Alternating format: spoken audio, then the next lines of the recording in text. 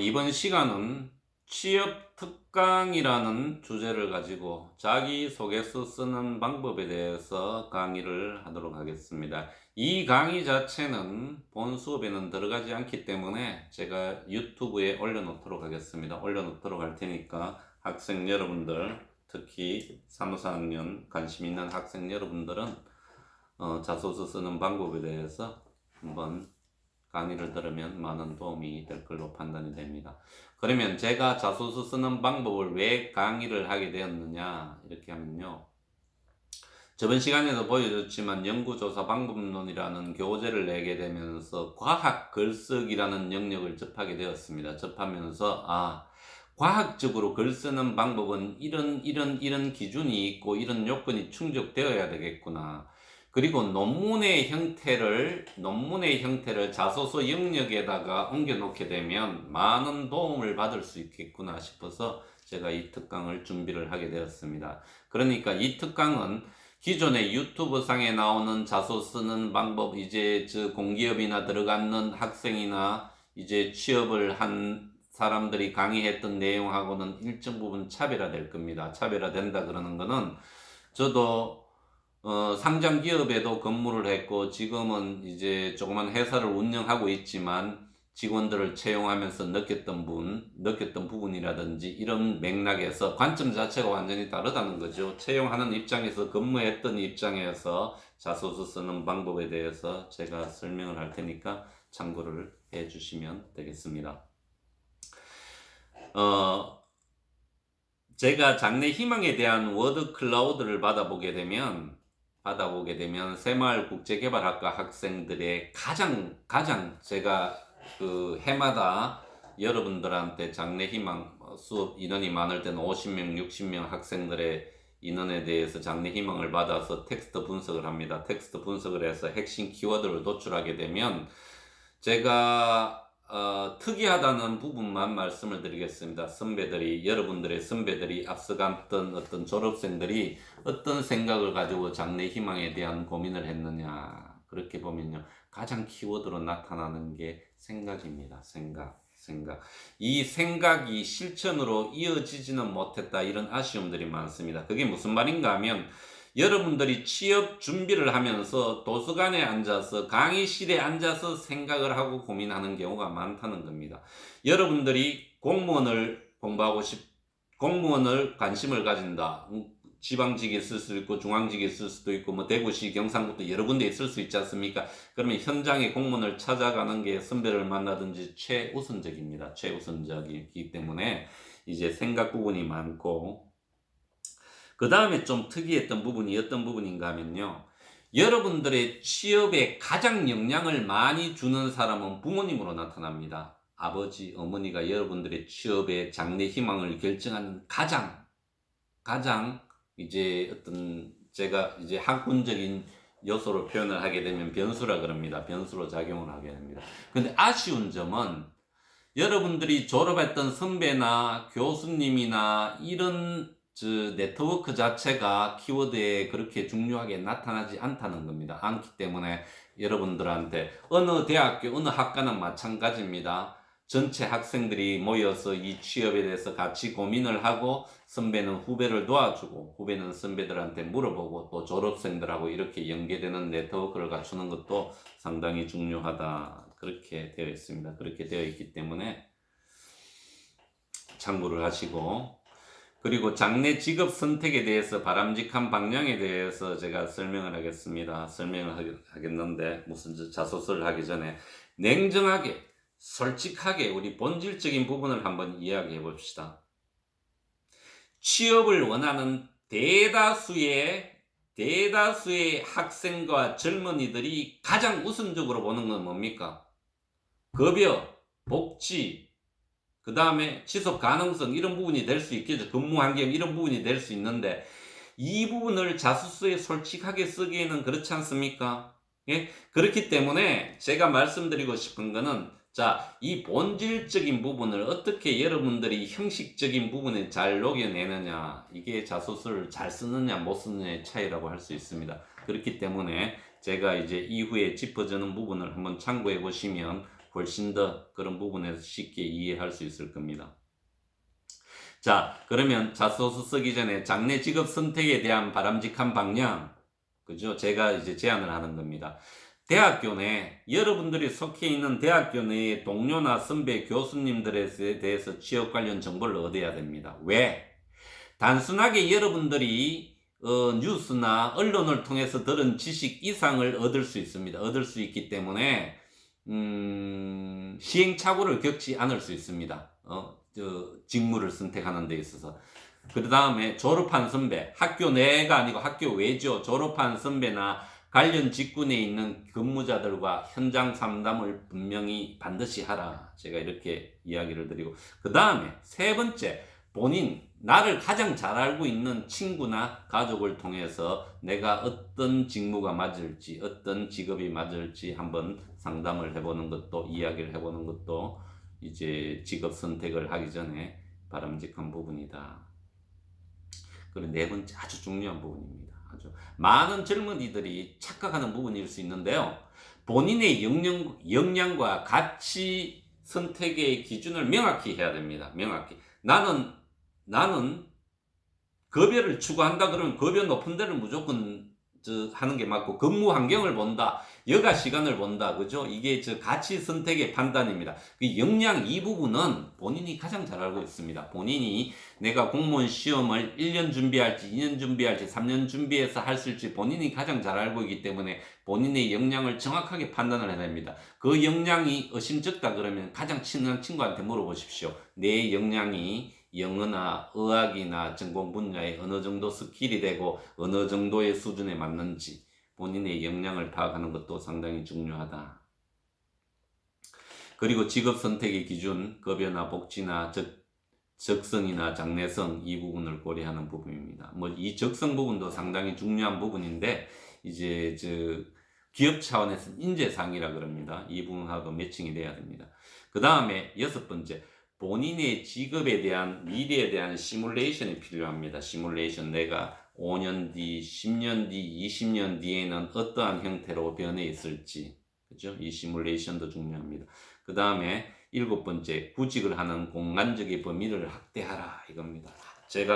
저는 이제 여러 나라를 다니고 또 많은 직업군에 있는 사람을 이제 대하다 보니까 젊은이들한테 이렇게 이야기하고 싶습니다. 여러분들이 구직을 하는 범위적 공간적인 범위를 대구시에 살고 있기 때문에 대구시에 한정하지 말고 경상북도에 한정하지 말고, 그 다음에 서울, 경기도에 한정하지 말고 대한민국에 한정하지 말고 동남아에 한정하지 말고 전 세계를 대상으로 공간으로 여러분들의 직업 선택의 폭을 넓혀라 이렇게 이야기를 해주고 싶습니다. 왜? 여러분들이 많은 기회를 창출할 수 있는 부분이 열려져 있고 적어도 대한민국은 외국에서 일정 부분 인정받는 레벨로 올라와 있기 때문에 여러분들이 해외에 진출을 해서 직업을 모색하는 것도 한번 생각해 볼 만하다 이렇게 이야기를 해드리고 싶습니다.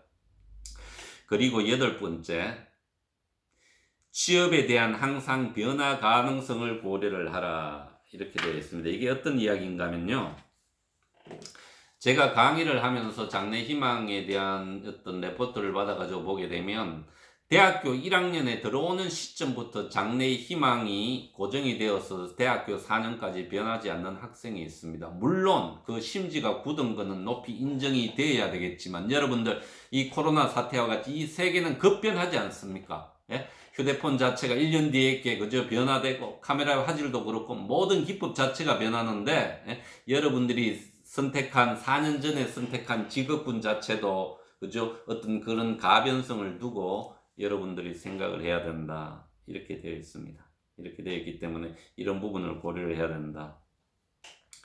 그 다음에 과학적인 글쓰기를 자소서에는 어떻게 응용을 시킬 수 있는가? 이제 논문에서 제가 일정 부분 이론을 적용을 시킵니다. 자, 논문은 어떻게 되는가 하면요, 논문은 문제 해결의 과정입니다. 문제 해결을 하는 과정에 질적 연구가 있고 양적 연구가 있는데, 자, 이런 건 딜리트 시키고, 자, 문제 연구를 하는데 이 문제 연구를 해결하는 방법을 조사 방법론이라 그럽니다. 내가 어떤 조사 방법론을 가지고 문제 해결을 하느냐. 자, 이 문제를 해결했습니다. 예? 그럼 어떻게 됩니까? 하나의 이론이 되죠. 이 이론 자체는 다른 사람이 인용함으로 인해서 일반화가 됩니다. 자, 다 지워버리고 논문에서는 문제 해결 과정을 다루고 있기 때문에 이 자소서도 마찬가지입니다. 주어진 문제를 해결하는 과정에 여러분들이 두 갈씩을 쓰느냐, 연역식을 쓰느냐, 그죠? 이런 기법이 들어갈 수 있기 때문에 논문에 그런 스킬을 적용을 하게 되면 조금 더 고급스럽고, 그죠? 논리가 정연하다. 이런 차원에서 제가 말씀을 드립니다. 과학 글쓰기, 일반적으로 말하는 과학 글쓰기 문장 표현은 일반적으로 명확해야 된다. 분명한 단어를 선택해야 됩니다. 분명한 단어를 선택해야 되고, 그리고 일관성이 있어야 됩니다. 전체 문서에서 주어와 목적어 수로를 일치시켜야 됩니다. 흔히 비문이라는 이야기를 하게 되죠. 주어와 수로가 일치되지 않는 경우, 여러분들 그런 문장의 제일 앞부분하고 뒷부분을 보십시오. 예? 문장의 주어하고 수로하고 일치가 되는지 안 되는지, 일관성 이 부분, 전체 문서의 일관성, 그리고 전체 문장에서의 일관성, 이런 부분들입니다. 그 다음에 간결성입니다. 문장은 길지 않아야 됩니다. 간결해야 됩니다. 그렇다고 하나의 단문으로 끝내면 안 되고요. 적어도 두세 개의 문장을 가지고 가되 간결하게 가독성 있게 표현되어야 됩니다. 그리고 형식적인 어구는 제거해야 됩니다. 자, 이 부분도 중요한데요. 모든 사람, 저도 마찬가지입니다. 논문을 쓰거나 이렇게 제가 형식적으로 많이 쓰는 단어가 있습니다. 단어 기반으로 하여 뭐 이런 식으로 저는 많이 씁니다. 근데 여러분들도 저는 이런 용어를 많이 쓰는 경우가 있기 때문에 주위에 있는 사람들한테 보여주고 이런 형식적인 어구를 제거해야 됩니다. 제거해야 되고, 그 다음에 객관성이 중요합니다. 단정적이거나 과장적인 표현을 쓰지 않아야 된다. 이렇게 됩니다. 자, 그리고 단어의 선택이 중요합니다. 그 다음에 문장을 작성합니다. 그 다음에 문단을 구성합니다. 그 다음에 한 문서가 완성이 됩니다.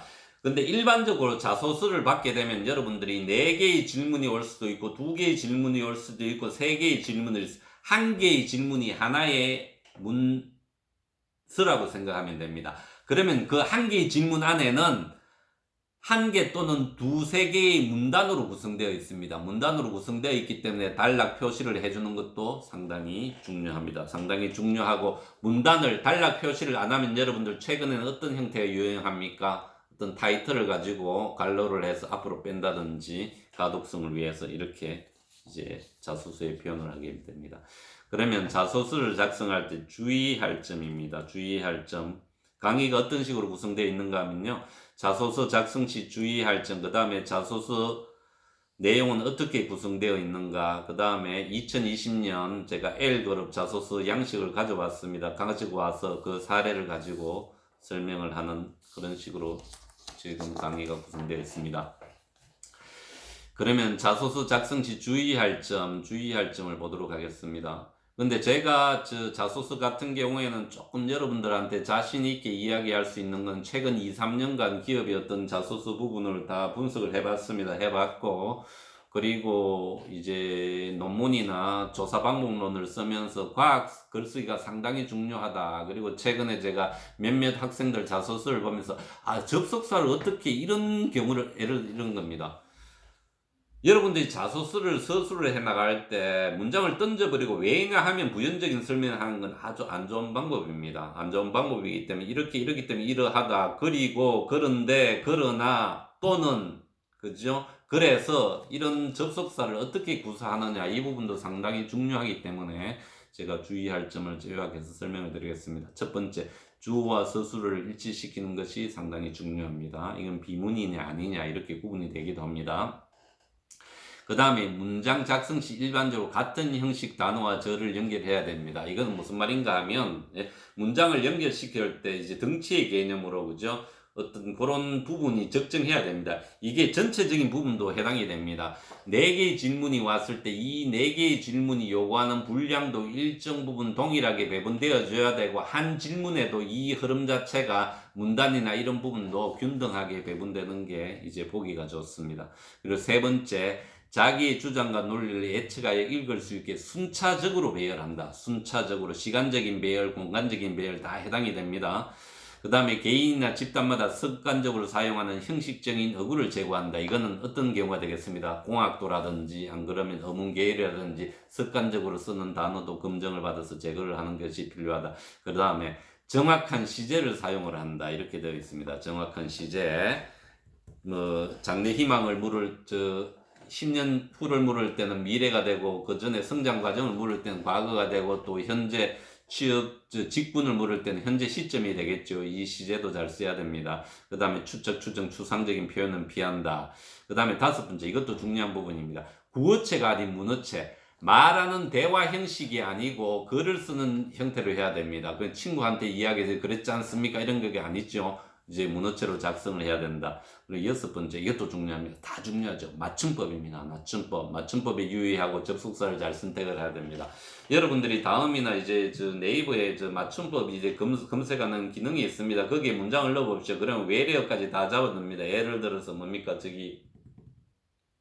쉽게 여러분들이 외래어를 한글로 표기할 때 거기에도 맞춤법이 있습니다. 맞춤법이 있기 때문에 그런 부분도 한글에서 교정을 받지 말고 프로그램에서 네이버나 이런 쪽에 맞춤법에 한번 넣어가지고 교정을 받고, 또 전문적으로 잘하는 친구나 선배들가 있으면 이런 맞춤법에 대한 교정을 받는 게 꼭 필요합니다. 그리고 요구하는 글자 수의 90에서 한 95% 이내에 작성하고, 모든 질문도 균형 있게 작성. 4개의 질문 중 하나는 30% 정도, 그죠? 글자 수도 여러분들 어떻게 하시는지 아죠? 복사 붙여넣기를 해가지고 이제 글자 수를 볼 수 있는 기능이 있으니까 글자 수도 균형 있게 배분해야 됩니다. 1번 문제는 30%만 답변을 하고, 5번 문제는 100% 답변, 120% 답변, 이렇게 불균형 있게 답변을 하시면 안 됩니다.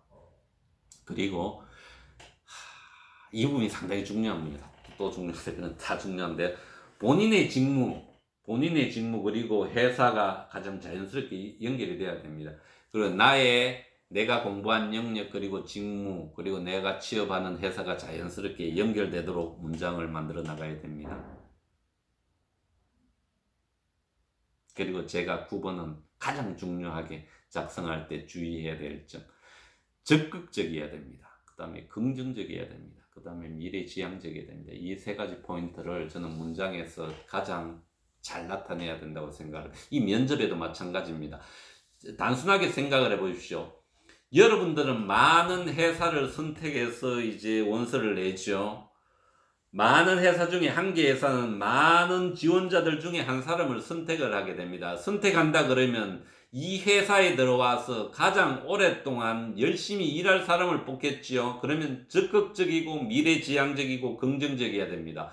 불평불만을 한다든지, 그죠? 어떤 선동을 한다든지 이런 뉘앙스를 보이면 안 되니까, 적어도 이런 부분은 내용을 적극적이고 긍정적이고 미래지향적이어야 한다, 이렇게 해주시고, 그 다음에 10번 부분도 마지막으로 중요하게 제가 제시하는 부분입니다. 질문하는 부분에 대해서 정확하게 답변을 해야 됩니다. 그 이외의 부분을 이제 부연해서 설명한다든지 그렇게 하시면 안 돼요. 가장 효과적인 부분은 질문을 하는 부분에 대해서 정확하게 그 답을 먼저 제시를 하고 풀어나가는 부분입니다. 마지막에 이제 다시 한번 부연을 하는 것도 괜찮아요. 예를 들어서 당신의 가장 차별화된 역량은 무엇이냐?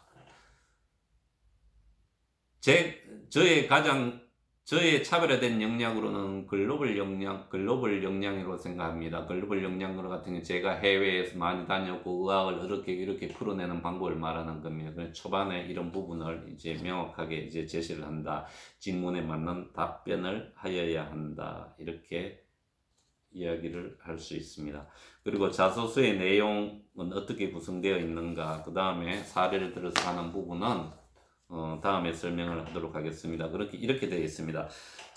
모든 자기소개서의 내용은 제가 4가지로 지원 동기, 그 다음에 직무 역량, 그 다음에 인재상, 그죠? 어떤 인성을 가진 사람이냐, 협력을 잘하느냐, 이제 예를 들어서 이런 부분을 보는니다. 그 다음에 이 친구는 어떤 성장 가능성을 가지고 있느냐, 이 4가지 요소의 50%는 거의 대부분 회사들은 어떤 약간의 형식은 다르지만 묻고 있습니다. 그렇기 때문에 여러분들이 사전에 적어도 4학년 1학기라 그러면 여기에 대해서 지원하는 동기, 그 다음에 내 직무와 관련된 역량, 의학이라든지 전공이라든지, 그 다음에 인턴이라든지, 그 다음에 인성, 내가 성장하면서 화목한 가정을 꾸리고, 그 다음에 거기에서 성장을 했고, 친구들하고 어떤 협업을 했고, 어떤 봉사활동을 했고, 이 인성, 그 다음에 성장 가능성, 나는 지속적으로 공부를 한다, 노력한다. 이 네 가지가 가장 핵심적인 요소입니다. 핵심적인 요소이기 때문에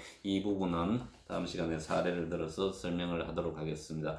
어쨌든 간에 여러분들이 제가 이야기하고 싶은 거는 자기소개서 쓸 때 내용과 형식을 두 형식을 충분히 고려를 하라는 겁니다.